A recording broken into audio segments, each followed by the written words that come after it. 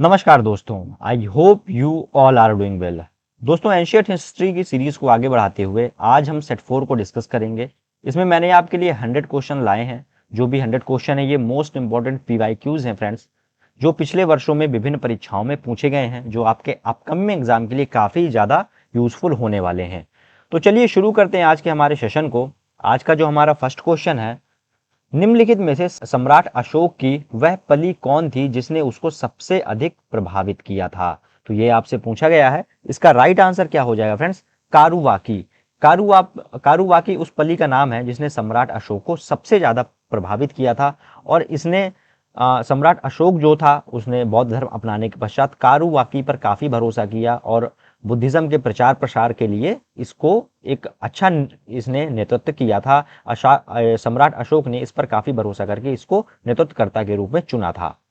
Next question देखते हैं। अशोक ने अपने सभी शिलालेखों में या फिर अभिलेखों में एक रूपता से किस प्राकृतक का प्रयोग किया है, यानी कि प्राकृतक में किस लिपि का प्रयोग किया है, ये आपसे पूछा गया था एग्जाम में। प्राकृतक में भी अलग अलग प्रकार की लिपियां अलग अलग कालखंडों में यूज हुई, जिसमें से अर्धमागधी थी, शौरशैनी, मागधी और अंगिका। इनमें से पूछा गया है कि अशोक ने कौन से अभिलेखों में एक रूपता लाने के लिए लिपि का प्रयोग किया। तो राइट आंसर हो जाएगा फ्रेंड्स अर्धमागधी। अर्धमागधी जो लिपि थी वह मोस्ट ऑफ दी अभिलेखों में मिलती है। और भाषा कौन सी थी? तो भाषा याद रखिएगा प्राकृतक थी।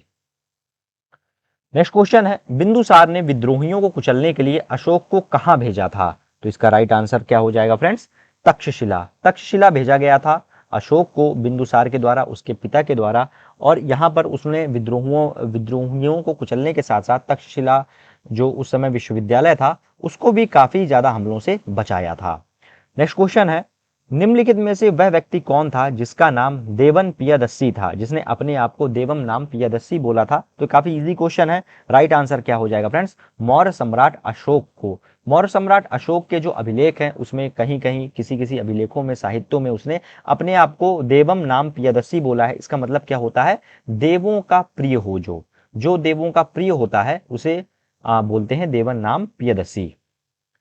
नेक्स्ट क्वेश्चन है, निम्नलिखित में से प्राचीनतम राजवंश कौन सा है? तो यहाँ पे ऑप्शन से सिलेक्ट करना पड़ेगा कि इनमें से प्राचीनतम राजवंश कौन सा है। तो इसमें जो राइट आंसर है फ्रेंड्स वो है मौर्य राजवंश। मौर्य राजवंश सबसे प्राचीनतम राजवंश है। मौर्यों के बाद गुप्त आए और साथ ही साथ इसमें कुषाण बाहरी थे और कण्व तो काफी बाद में ही आए थे।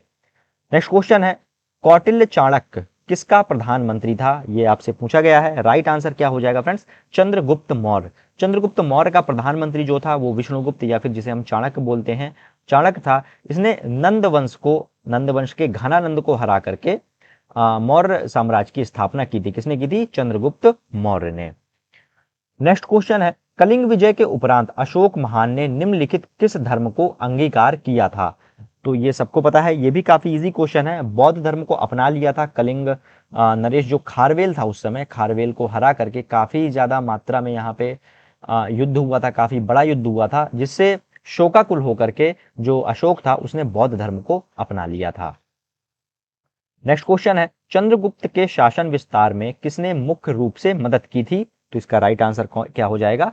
चाणक्य। चाणक्य ही चंद्रगुप्त मौर्य का जो था प्रधानमंत्री था और साम्राज्य विस्तार में उसने काफी ज्यादा मदद की थी। जो रणनीतियां होनी चाहिए, जो राजनीतिक दावपेच हैं, वह चाणक्य के ही दिए गए थे, जिसके कारण से जो मौर्य साम्राज्य है वो काफी पोषित हुआ और काफी बड़े टाइम तक उसने अपना राज्य दबदबा बना के रखा।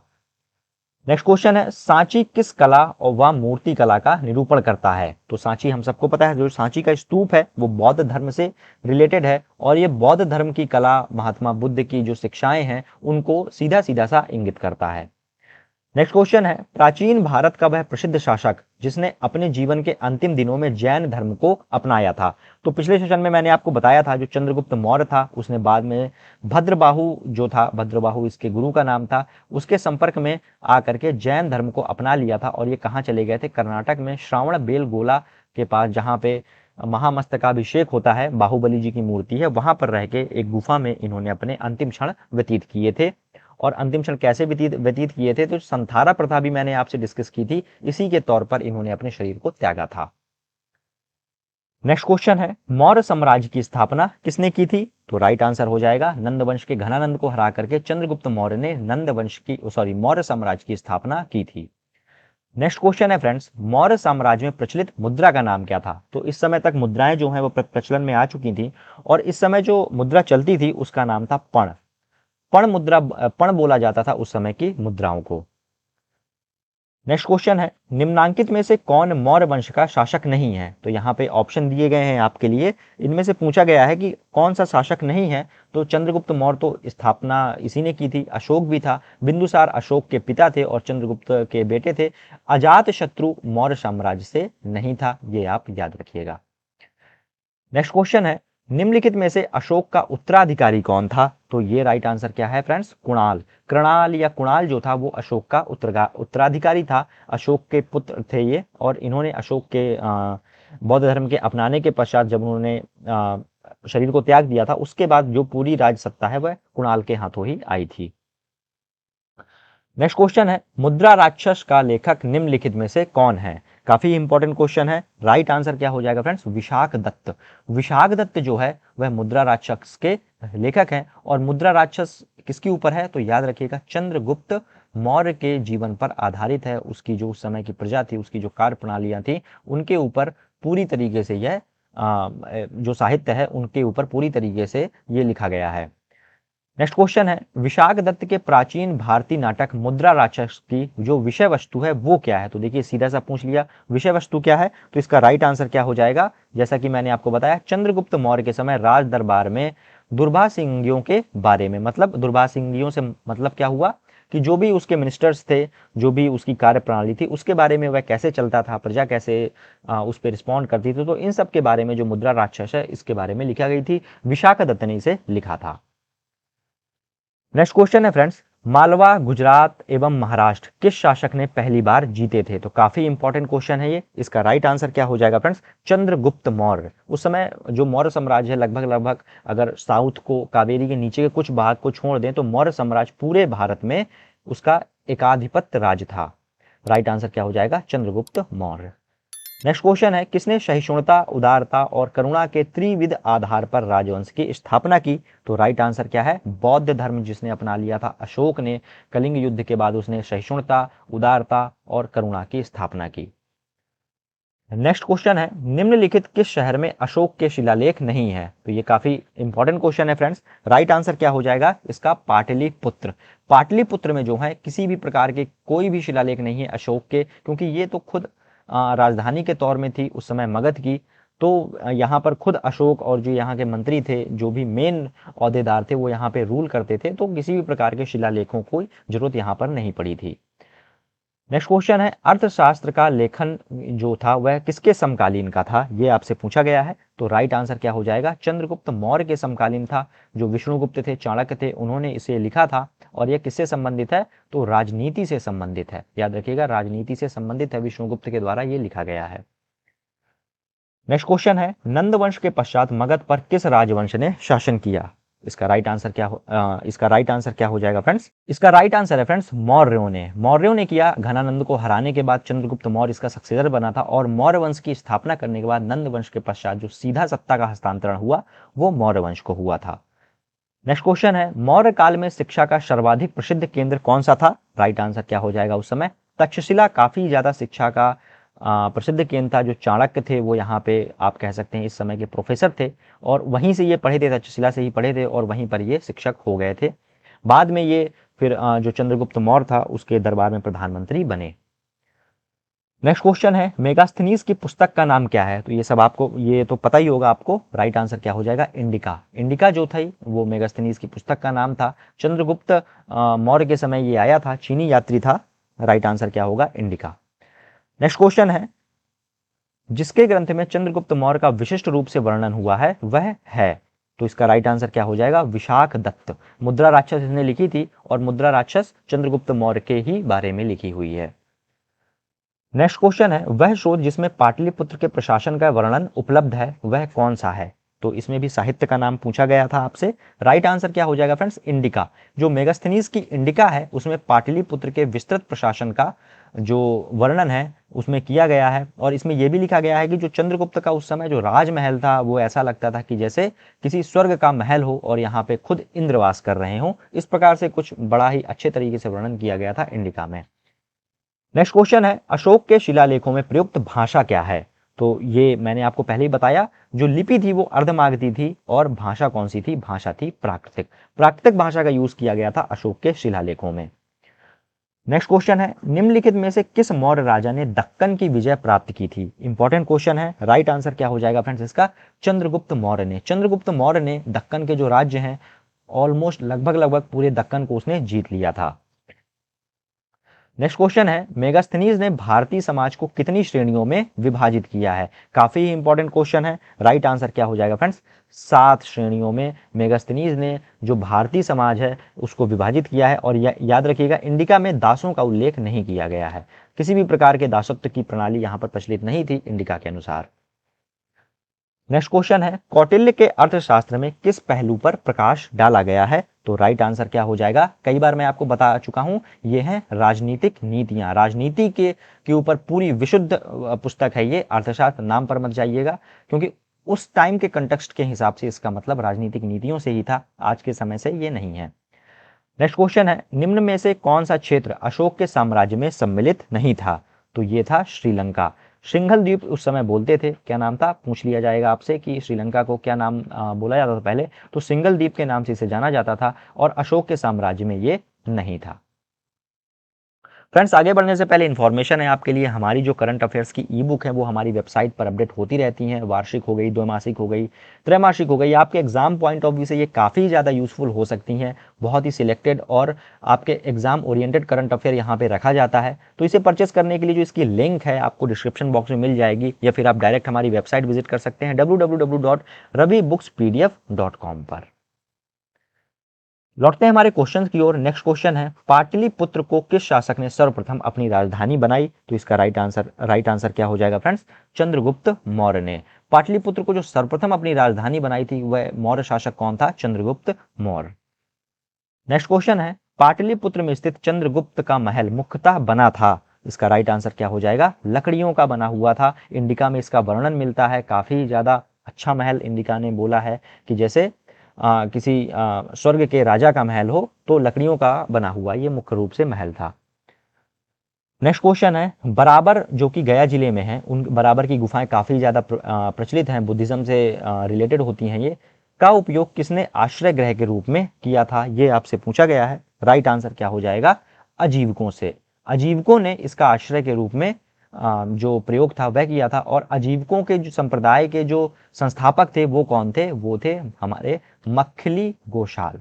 मक्खली पुत्र गोशाल इनका पूरा नाम था, लेकिन मक्खली गोशाल इन्हें बोला जाता है। ये अजीवक संप्रदाय के संस्थापक थे।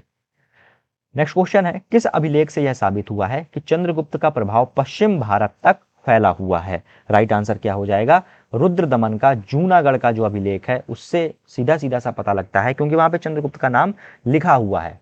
रुद्रदमन ने इसकी स्थापना करवाई थी, बाद में चंद्रगुप्त का भी नाम यहाँ पे मिलता है, और इसी से पता लगता है कि पश्चिम में ठीक ठाक प्रभाव था उस समय मौर्य वंश का, जिस समय चंद्रगुप्त शासक था। नेक्स्ट क्वेश्चन है, केवल वह स्तंभ जिसमें अशोक ने स्वयं को मगध का सम्राट बताया है? राइट आंसर क्या हो जाएगा फ्रेंड्स? भाब्रू का स्तंभ। केवल भाब्रू का जो स्तंभ है उसमें केवल अशोक ने जो अपने आप को मगध का सम्राट घोषित किया है। नेक्स्ट क्वेश्चन है, प्रथम भारतीय साम्राज्य स्थापित किया गया था, ये आपसे पूछा गया है। तो प्रथम भारतीय साम्राज्य कौन था? तो मौर्य साम्राज्य था। और किसके द्वारा स्थापित किया गया था? राइट आंसर है इसका चंद्रगुप्त मौर्य के द्वारा। नेक्स्ट क्वेश्चन है, उत्तराल में अशोक का एक शिलालेख स्थित है, तो ये कहां पर स्थित है आपसे पूछा गया है। ये जो लोकेशन है वो कहां पर है? राइट आंसर क्या हो जाएगा? कालशी का जो अभिलेख है उसे उत्तराल का अभिलेख भी बोलते हैं, और ये अशोक का ही एक माइनर अभिलेख है। माइनर मतलब मेजर है और माइनर है, तो ये माइनर अभिलेखों के में काउंट होता है। नेक्स्ट क्वेश्चन है, सांची का स्तूप किसने बनवाया था? राइट आंसर क्या हो जाएगा? अशोक ने। सांची को स्तूप को अशोक ने बनवाया था, लेकिन याद रखिएगा जो शुंग थे, एक ब्राह्मण साम्राज्य था ये, शुंगों ने जो तोरण द्वार है, जो तोरण है, तोरण द्वार को ही कहते हैं, इसके तोरण का जो निर्माण करवाया था वो शुंगों ने करवाया था। और ये बुद्धिज्म यानी कि बुद्ध को इंगित करता है, बुद्धिज्म को इंगित करता है। जो भी स्तूप होते हैं, चैत्य होते हैं और विहार होते हैं। नेक्स्ट क्वेश्चन है, अशोक के शिलालेखों को पढ़ने वाला प्रथम अंग्रेज कौन था? काफी ज्यादा मोस्ट रिपीटेटिव क्वेश्चन है ये। राइट आंसर क्या हो जाएगा friends? James Prinsep. James Prinsep थे जिन्होंने अशोक को पहली बार पढ़ा था, अशोक के शिलालेखों को पढ़ा था। उसका साम्राज्य कैसा था, उसके अभिलेख कहाँ कहाँ थे, ये सब पढ़ने वाले कौन से थे, जेम्स प्रिंसेप। नेक्स्ट क्वेश्चन है, कलिंग युद्ध की विजय तथा क्षत्रियों का वर्णन अशोक के किस शिलालेख में है। राइट आंसर क्या हो जाएगा, इंपॉर्टेंट क्वेश्चन है इसका। राइट आंसर है जो अभिलेख नंबर 13 है उसमें सीधा सीधा सा जो युद्धों की, कलिंग विजय का युद्ध है और क्षत्रियों का जो विभिन्न प्रकार का वर्णन है वो किया गया है शिलालेख में, शिलालेख नंबर 13 में।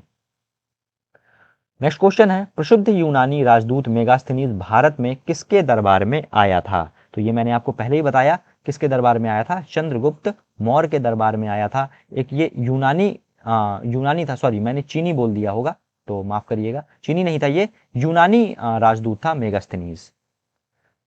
नेक्स्ट क्वेश्चन है, चंद्रगुप्त मौर्य ने सेलुकस को कब पराजित किया था। तो ये आपसे पूछा गया, जो सेलुकस निकेटर था वह सिकंदर का सेनापति था, सिकंदर का सेनापति था सेलुकस निकेटर।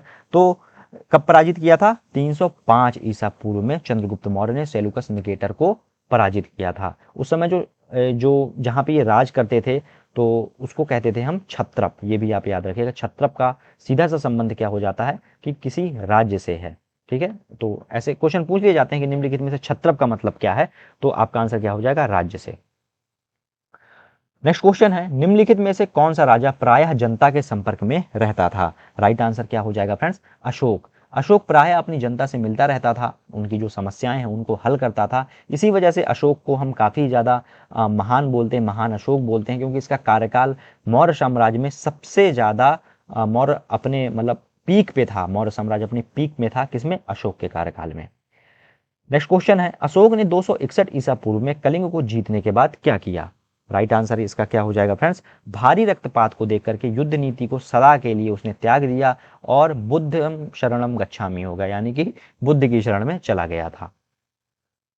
नेक्स्ट क्वेश्चन है, अशोक के अधिकांश अभिलेख किस भाषा और लिपि में है। तो ये आपसे पूछा गया है। राइट आंसर क्या हो जाएगा, प्राकृतक, और यहाँ पे ये ब्राह्मी नहीं है, यहाँ पे है अर्धमागधी।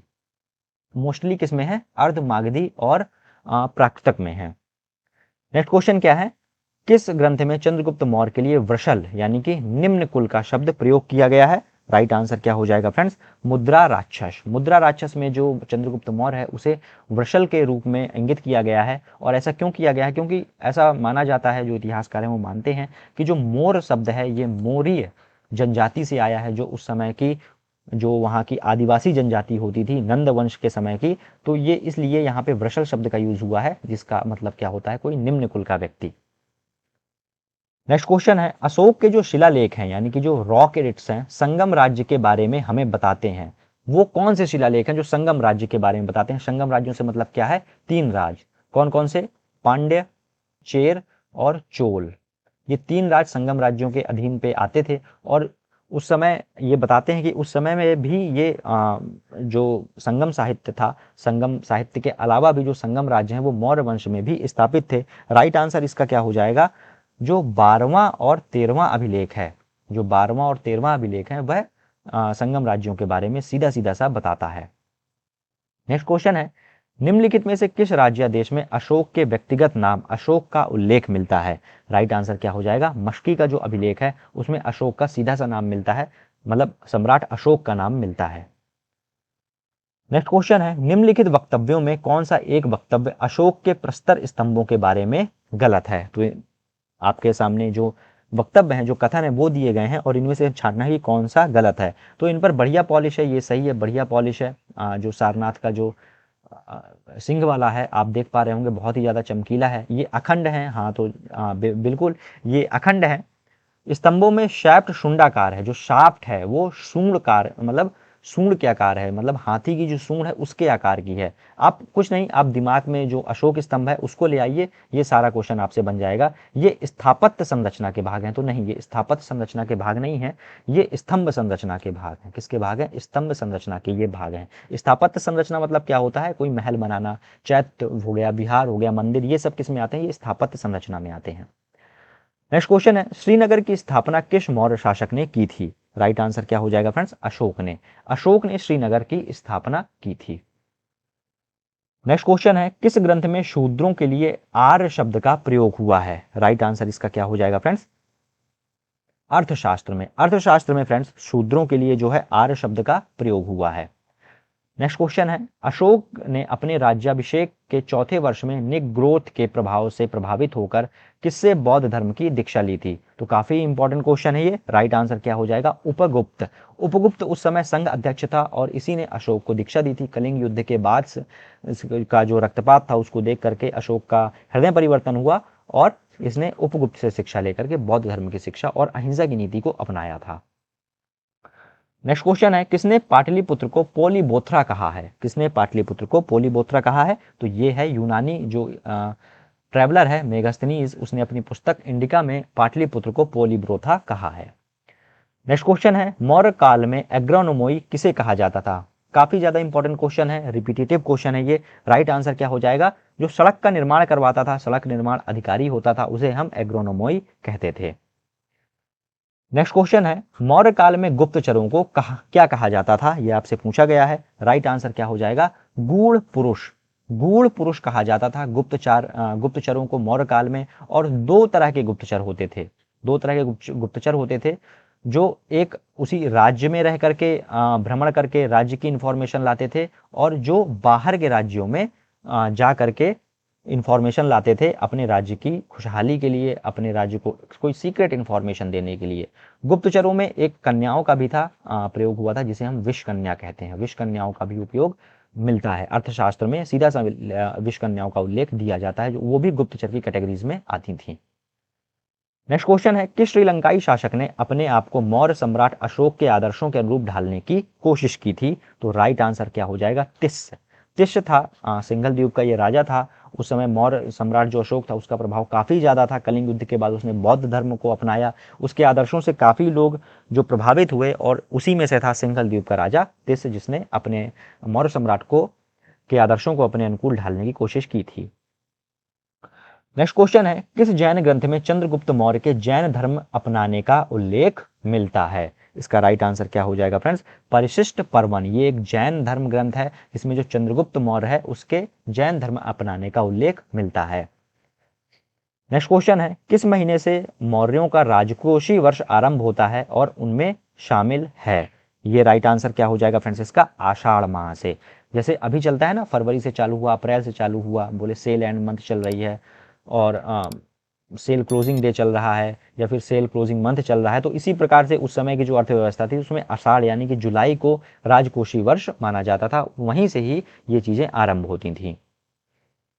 नेक्स्ट क्वेश्चन क्या है? अशोक के बारे में जानने के लिए महत्वपूर्ण स्रोत हैं। तो इनमें से अशोक के बारे में अगर जानना है तो सबसे ज्यादा महत्वपूर्ण स्रोत क्या है? उसके खुद के शिलालेख, जो उसने शिलालेख स्थापित किए हैं, जो भी मेजर और माइनर और शिलालेख हैं, उसके स्तंभ लेख हैं, उसके सबसे अच्छे तरीके से अगर जानना है तो उन शिलालेखों को पढ़िए, आप अशोक के बारे में जान जाएंगे। नेक्स्ट क्वेश्चन है, अशोक के काल में कौन सी लिपि दक्षिण भारत में प्रवर्तित हुई थी? राइट आंसर क्या हो जाएगा फ्रेंड्स? ब्राह्मी लिपि। ब्राह्मी लिपि का प्रयोग किया गया था अशोक के लिए, क्योंकि उस समय जो दक्षिण भारत था उस समय संस्कृत काफी ज्यादा यहाँ पे पॉपुलर थी। अभी भी यहाँ कई सारे गांव ऐसे हैं जहाँ पे संस्कृत के कई सारे शब्द हैं। इवन की जो कन्नड़ है, मलयालम है, इसकी कई सारी जो ग्रामर के वर्ड्स हैं वो संस्कृत से ही निकले हुए हैं। तो उस समय जो लिपि थी, ब्राह्मी लिपि का प्रयोग किया गया था अशोक के द्वारा। नेक्स्ट क्वेश्चन है, अशोक का अभिलेख भारतीय उपमहाद्वीप के बाहर भी पाया गया है, निम्नलिखित में से किस देश में यह पाया गया है? तो इसका राइट आंसर क्या हो जाएगा? अफगानिस्तान में। अफगानिस्तान तक साम्राज्य, इसका मतलब है कि अफगानिस्तान तक साम्राज्य फैला हुआ था। कैसे फैला हुआ था? तो आप याद करिए, अभी हमने एक क्वेश्चन किया था, सेलुकस निकेटर को हराया था किसने? चंद्रगुप्त मौर्य ने हराया था। और ये उस समय जो अफगानिस्तान का रीजन है वो बैक्ट्रिया कहलाता था। तो मौर्य वंश में ये पहले से मिला हुआ था। तो जो अभिलेख था उस समय वहां पर भी स्थापित, वो मौर्य साम्राज्य के अंतर्गत ही आता था। राइट आंसर है इसका अफगानिस्तान। नेक्स्ट क्वेश्चन है, अत्यंत पॉलिश किए गए एकाश्म अशोक स्तंभ जिस पांडुरंजित वालुकाश्म के एकल टुकड़ों से तक्षित किए गए हैं, उसे साधारणतः कहाँ की खदानों से निकाला गया है? यूपीपीसीएस का ये क्वेश्चन है, टफ क्वेश्चन है थोड़ा, लेकिन फिर भी आपको पता होना चाहिए। राइट आंसर इसका क्या हो जाएगा फ्रेंड्स? मिर्जापुर के समीप चुनार का जो चुनार की जो खदानें हैं वहां से इनको निकाला गया था। मिर्जापुर के समीप चुनार की खदानों से जो अशोक स्तंभ में जो पत्थर यूज हुए हैं, जो पॉलिश्ड पत्थर यूज हुए हैं। नेक्स्ट क्वेश्चन है, भारतीय लेखन की कला नहीं जानते थे, यह किसकी उक्ति थी? ये किसकी उक्ति थी? तो राइट आंसर है मेगास्थनीज की। मेगास्थनीज की उक्ति थी कि भारतीय लिखने की कला नहीं जानते हैं। नेक्स्ट क्वेश्चन है, किस मौर्य सम्राट ने एक विदेशी राजा सीरिया के एंटियोकस वन से अंजीर, शराब और दार्शनिक को भारत भेजने का आग्रह किया था? राइट आंसर क्या हो जाएगा फ्रेंड्स इसका? बिंदुसार ने। बिंदुसार ने, ये भी इनका भी नाम याद रखिएगा, एंटियोकस वन से बोला था, क्या क्या मांगा था? अंजीर, शराब और एक दार्शनिक को। नेक्स्ट क्वेश्चन है, अशोक द्वारा कलिंग पर चढ़ाई की जानकारी के लिए कौन सा सबसे महत्वपूर्ण स्रोत है? तो ये पहले हम कर चुके हैं। इसी तरह से कंफ्यूजन क्रिएट करने के लिए अलग अलग टाइप से क्वेश्चंस आपसे पूछे जाते हैं। राइट आंसर क्या हो जाएगा? 13वां जो बृहद शिलालेख है उसमें कलिंग युद्ध के बारे में विस्तृत विवरण दिया गया है और इसका राइट आंसर सी है, 13वां बृहद शिलालेख।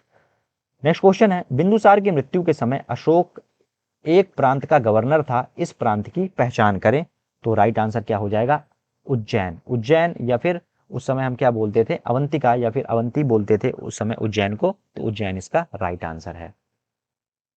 नेक्स्ट क्वेश्चन है, किस शिलालेख में अशोक ने घोषणा की है कि सभी मनुष्य मेरे बच्चे हैं? यानी कि खुद को वही देवन नाम पियादस्सी वाला कॉन्सेप्ट यहाँ पे उसने लगाया था। राइट आंसर क्या हो जाएगा फ्रेंड्स इसका? पृथक कलिंग शिलालेख। पृथक कलिंग शिलालेख, जो शिलालेख है कलिंग को जीतने के बाद वहां पे उसने एक अलग से शिलालेख स्थापित किया गया था, जहां पे जो भाषा यूज हुई थी, प्राकृतिक भाषा यूज हुई थी और अर्धमागधी लिपि यूज हुई थी, और उसमें वही उसने कहा था कि आप मुझसे डरिए मत, सभी लोग, क्योंकि वहां पे उसने आक्रमण किया था, प्रजा वहां की काफी खौफ खाती थी अशोक से। तो कुल मिला के ये राजनीतिक टैक्टिक्स टाइप से था कि सभी मनुष्य जो हैं मेरे बच्चे हैं।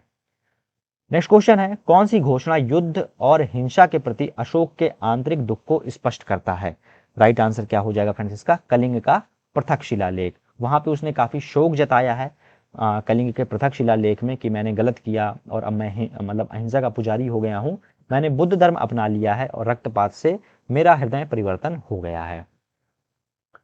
नेक्स्ट क्वेश्चन है, निम्नलिखित में से कौन अवरोही क्रम में जिला स्तर के अधिकारियों का नाम बताता है? तो ये इंपॉर्टेंट क्वेश्चन है, टफ क्वेश्चन भी है आपके लिए। राइट आंसर क्या हो जाएगा फ्रेंड्स इसका? सबसे पहले आते थे हमारे प्रादेशिक, फिर उसके बाद आते थे राजुक और फिर उसके बाद आते थे युक्तक। तो राइट आंसर हो जाएगा ए, और यही अवरोही क्रम है मौर्य साम्राज्य में अधिकारियों का। नेक्स्ट क्वेश्चन है, विष्टि क्या है? तो ऐसे वर्ड पूछ लिए जाते हैं, विष्टि क्या है? तो ये क्या है? बेगारी से संबंधित है। ये क्वेश्चन जो है ये यूपीपीसीएस का है, और विष्टि आपको ऑलमोस्ट बुक्स में नहीं मिलेगा, कहीं कहीं किसी बुक्स में मिलेगा। तो विष्टि किससे संबंधित है? ये बेगारी से संबंधित है। नेक्स्ट क्वेश्चन है, मौर्य काल में सीता से तात्पर्य क्या है? तो मौर्य काल में सीता से तात्पर्य क्या हो जाता है फ्रेंड्स? राइट आंसर है इसका, राजकीय भूमि से प्राप्त आय को सीता बोला जाता था मौर्यों के समय में। नेक्स्ट क्वेश्चन है, निम्नलिखित में मौर्य कला का सबसे अच्छा नमूना कौन सा है? इसका राइट आंसर क्या हो जाएगा फ्रेंड्स? स्तंभ। जो अशोक के द्वारा स्तंभ स्थापित किया कराए गए थे वो सबसे अच्छा नमूना है वास्तुकला का, मौर्य कला का। उसमें विभिन्न विभिन्न टाइप के डिजाइन बनाई गई, हाथी के आपको शिलालेख मिल जाएंगे, घोड़े मिल जाएंगे, वृषभ मिल जाएंगे, सिंह का तो सारनाथ का अशोक स्तंभ फेमस ही है। तो जो स्तंभ थे वो सबसे ज्यादा फेमस थे और मौर्य काल का सबसे अच्छा डिपिक्टेशन उन्होंने ही किया था। नेक्स्ट क्वेश्चन है, कहां से प्राप्त अभिलेखों से मौर्य काल में अकाल, सूखा जैसे देवी प्रकोप के समय राज्य द्वारा राहत कार्य किए जाने का विवरण मिलता है? तो इसका राइट आंसर क्या हो जाएगा? महास्थान बांग्लादेश का जो है और सोहगौरा उत्तर प्रदेश का है। उस समय में मौर्य काल में अकाल, सूखा जैसे देवी प्रकोप से राज्यों के राहत कार्य किए जाने का विवरण दिया गया है महास्थान बांग्लादेश और सोहगौड़ा में। नेक्स्ट क्वेश्चन है, अशोक ने श्रीलंका में बौद्ध धर्म का प्रचार हेतु किसे भेजा था? तो राइट आंसर क्या हो जाएगा? महेंद्र और संघमित्रा। महेंद्र इसका पुत्र था और संघमित्रा इसकी पुत्री थी। सिंगल द्वीप में इन दोनों को भेजा था। राइट आंसर हो जाएगा ए और बी दोनों। नेक्स्ट क्वेश्चन है, अशोक के मानसेहरा जो कि पाकिस्तान में है और शहबाज गढ़ी जो वो भी पाकिस्तान में है से प्राप्त बृहद शिलालेखों में किस लिपि का प्रयोग किया गया है? इंपॉर्टेंट क्वेश्चन है ये। राइट आंसर क्या हो जाएगा? खरोष्ठी लिपि। उस समय वहां पे खरोष्ठी लिपि चलती थी। तो जैसे जिस प्रकार के राज्य थे, जिस प्रकार की वहां मतलब एथेनिसिटी थी, जिस प्रकार की वहां बोली भाषा और लेखन कार्य होते थे, उसी प्रकार से जो अभी अशोक ने वहां पे शिलालेख स्थापित करवाए थे। तो मानसेहरा और शहबाजगढ़ी में खरोष्ठी लिपि में उसने जो अपने बृहद शिलालेख हैं वो स्थापित कराए थे, और मानसेहरा और शहबाजगढ़ी ही दो ऐसे बृहद शिलालेख हैं जो भारत से बाहर हैं अभी हाल में ही।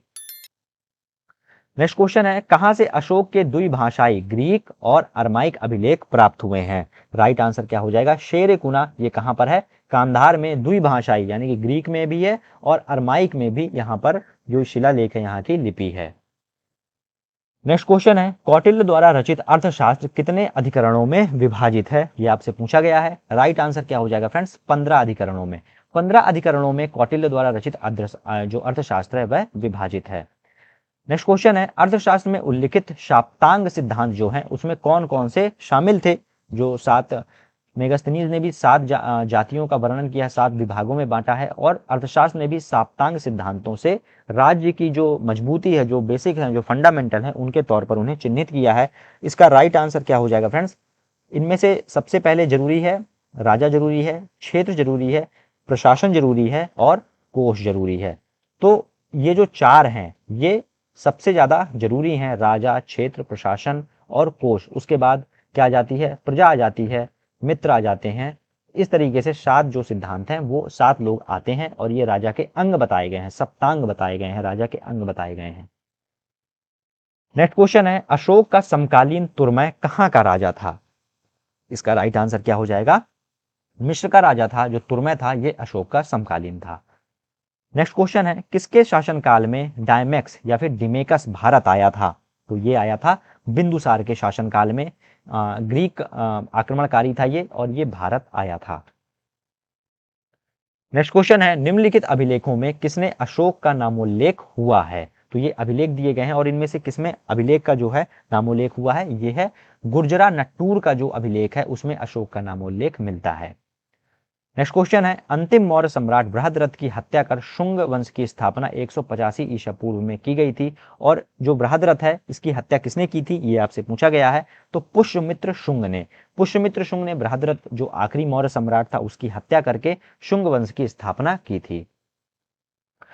नेक्स्ट क्वेश्चन है, पुष्यमित्र शुंग मौर्य सम्राट बृहद्रथ की राजकीय सेना में किस पद पर आसीन था? यह आपसे पूछा गया है। तो ये था सेनापति। सेनापति था पुष्यमित्र शुंग, और बृहद्रथ की हत्या करके इसने फिर शुंग वंश की स्थापना की थी। नेक्स्ट क्वेश्चन है, कण्व वंश का संस्थापक कौन था? राइट आंसर क्या हो जाएगा? वसुदेव कण्व।